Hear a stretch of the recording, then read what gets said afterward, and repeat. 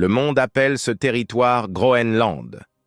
Mais son nom originel murmure un autre langage, Greenland, la terre verte, une terre de verdure, de végétation, d'arbres fruitiers, une terre-jardin. Et dans les Écritures, le jardin n'est jamais un simple décor. Le jardin est un palais royal, le lieu où se prennent les décrets, l'espace où un règne s'établit. Il y eut 3 jardins majeurs dans l'histoire du monde. Le premier, le jardin de Lucifer, décrit en Ézéchiel 28, un jardin de pierres précieuses, de splendeur et d'orgueil. Le deuxième, le jardin d'Éden, confié à Adam, un lieu de communion, mais aussi de chute. Le troisième, le jardin de Gethsémané, où Jésus-Christ entra seul pour sauver tous. Adam perdit son jardin. Son règne fut vaincu. Dès lors, la bataille des jardins ne se joua plus qu'entre 2 puissances, le jardin de Lucifer et le jardin de Jésus-Christ.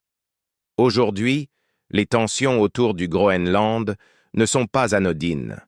Elles révèlent un cri ancien. La création attend la manifestation d'un règne mondial véritable. Dans le jardin de Gethsémané, il n'y avait qu'un seul arbre, la croix. Et la croix ne proclame qu'un seul message, le pardon.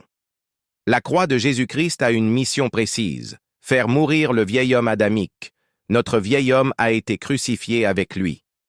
Romains 6:6.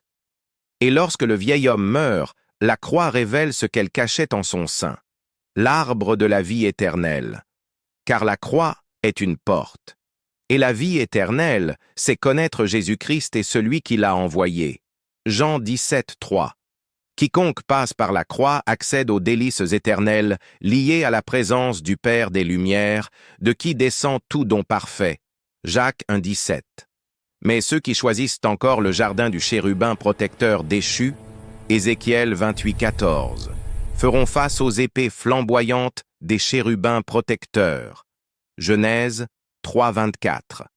2 jardins, 2 chemins, une seule victoire.